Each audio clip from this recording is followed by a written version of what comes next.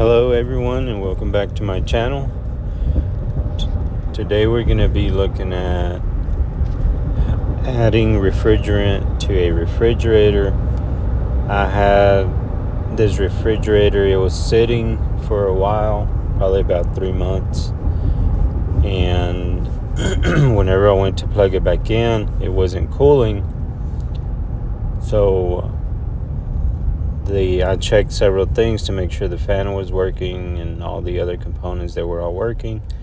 So then I ordered a kit from Amazon on checking the refrigerant, the R134A refrigerant. So this is how it came in. It came in with a gauge. I also went to a store and just bought some R134A refrigerant. So you want to make sure that that's the correct refrigerant. So what you do is you look on the tag in the refrigerator, and right next to where it says 4.27 is going to tell you the type. Well, on this Whirlpool refrigerator, that's where it was at. Okay, so I just got my drill, and it was the right fit for the screws. So I just started taking off the back cover, and what that's going to do, that's going to display the the compressor, the fan, the copper. I noticed it was really dirty and dusty in the back. So right there I'm checking which is which. One of them is going to be the suction, and the one that's the coat is the copper piping that's colder. That's going to be the suction tube. So that's where you want to put the refrigerant in it. So there I'm blowing off the dust that it had accumulated on it.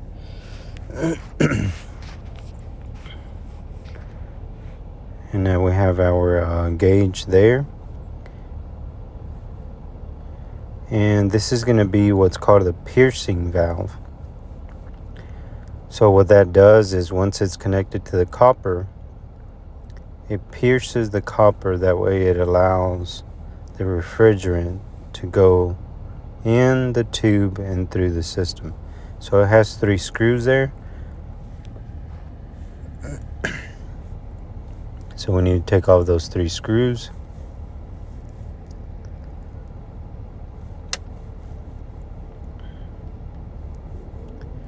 So once it's off, you can see the little needle, the piercing needle that it has. So you want to make sure that that's not sticking out before you clamp it on to the pipe.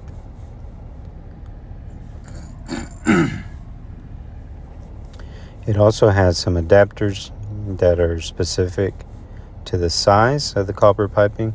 So you want to make sure that you use the right one. So you want to test it out. The first one for mine was too small, and then that one it fit just right. Okay, so they have like a little a button type on the back, and it also has a receiving, so it's like a female male. That way it doesn't move around. So once that's in there, you want to find the right place on the pipe to where you're able to put the other holes in there and add refrigerant, and also be able to turn the piercing valve. So that one's the cool one on the left.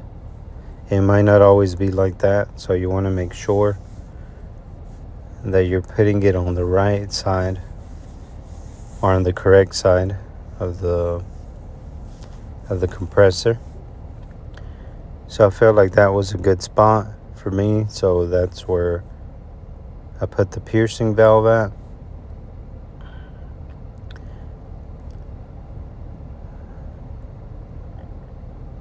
So you want to make sure that you don't pierce the valve just yet.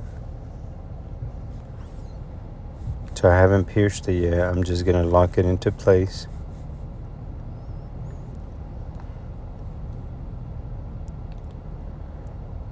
And one thing I realized once I put it on, I had to take it off. So you want to clean or get some sandpaper and make sure it's nice and clean before you put it on. You don't want any debris getting inside of there. So these came with some of these adapters, and what you want to make sure to do is to have it in the off position. Okay, I was having a little hard time with that one, so I decided to go with a different one at the end. But what you want to do before you tying it to the can there, the refrigerant can, you want to make sure that that piece is all the way up. It's not going to pierce the can. So I decided to go with that. So that one, you want to turn it in the off position. That way it doesn't pierce the can. Because if you try to put it on with a needle sticking out, the refrigerant is going to come out of the can. And you do not want that.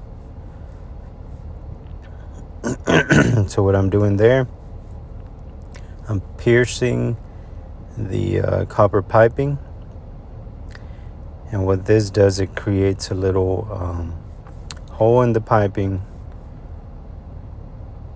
to allow refrigerant. So wherever you put this piercing valve at, it's going to stay there forever with a refrigerator. Okay, so I connected the refrigerator. What you want to do now, I'm going to open the valve. That way I can get a good reading on the gauge. So to get a good reading, you got to make sure the compressor is on. The compressor is running. So there, I turned it on, and as you noticed, it went below 0. And that's how you know that you're starving the system and it needs refrigerant.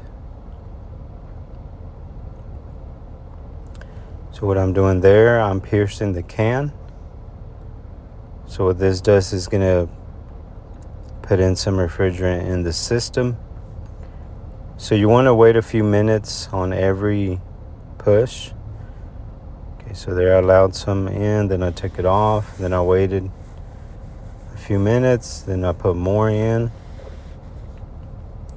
and I turned it off, waited. So what you don't want to do, you don't want to overfill it. I put it on 3 psi. So you want to do it in spurts. You do not want to overfill. If not, it's going to add too much stress on the compressor. So there, it looks like it's retaining. So what it does, it has the refrigerant flow through the system. So it goes back down. Put in some more. So I did this several times, and then I left it for about 30 minutes. Came back and checked.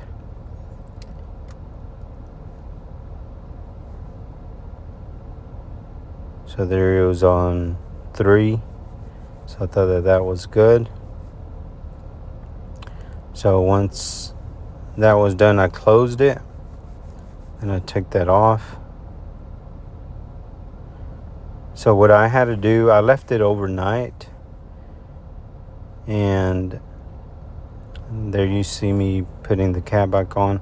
So I had to leave it overnight actually to make sure that it was enough refrigerant. So what I did, I came back, and it was cool, but not as cool as I wanted it to be. So I checked it, and I did have to add a little bit more. So you might have to do that in case it's not cooling fully.